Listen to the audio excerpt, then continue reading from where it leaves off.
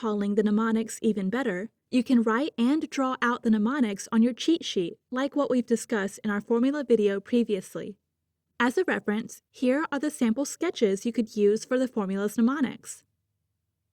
Lastly, let us know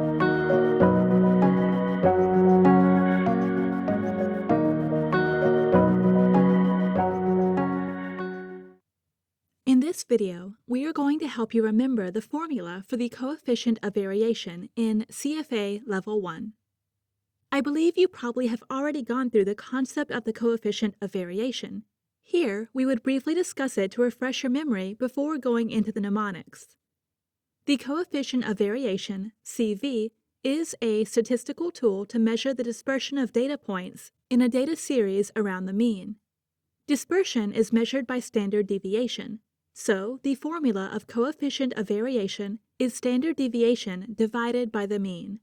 It is an easy formula, but it is a key concept that frequently appears in the exam. In the exam, even the easiest materials will become a lot harder to retrieve given the stressful environment.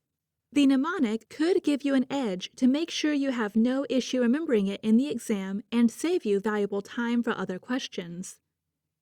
The CV, coefficient of variation, allows investors to determine how much volatility, or risk, is assumed in comparison to the amount of expected returns from investments. In other words, the expected return can be used to represent the mean return. Now, let's look at the mnemonics. A simple picture would help you to remember the formula as a story and hard to forget it during exam.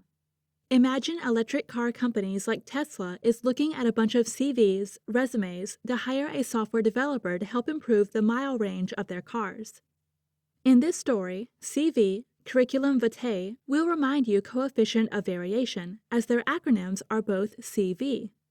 Similarly, software developers, SD, help you to remember standard deviation.